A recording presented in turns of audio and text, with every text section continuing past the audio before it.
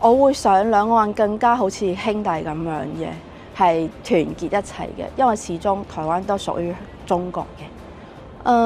兩岸民眾最大嘅共通點，我覺得係同根同源嘅呢個民族情感嘅。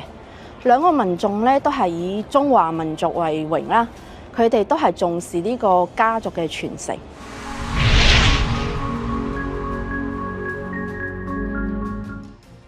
台灣美食真係好多啊，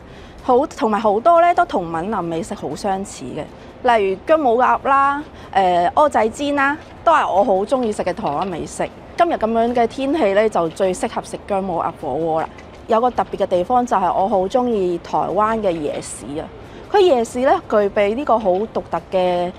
唔同嘅一個文化嘅，就好似我上次有去過士林夜市啦，嗰邊咧嘅夜市就集中咗好多唔同嘅台灣美食嘅小食啦，一到夜晚就好多人㗎，同埋佢除咗小食咧，佢都會賣好多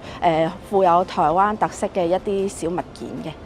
台灣嘅呢個習俗咧，同福建都係由福建傳承過去，保留至今嘅，就好似啲媽祖嘅宗教性嘅民族活動啦，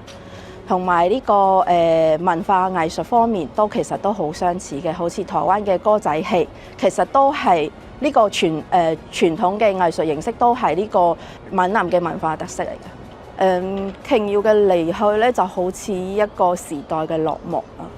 佢嘅小説咧，就好帶俾好多人一個如夢如幻嘅一個愛情世界，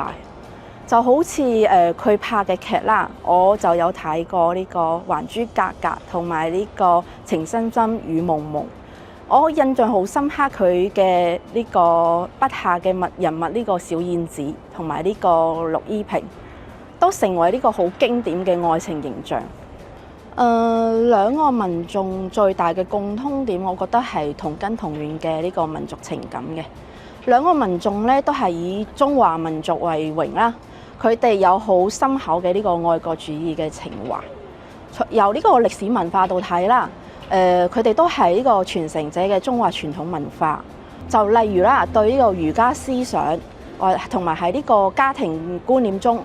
佢哋都係重視呢個家族嘅傳承。另外就係語言方面啦，咁台灣都係講普通話嘅，咁呢個都係兩岸溝通嘅重要紐帶嚟嘅。我會想兩岸更加好似兄弟咁樣嘅，係團結一齊嘅，因為始終台灣都屬於中國嘅，佢始終都係要回歸返去中國，所以我都想兩岸嘅民眾可以團結一心。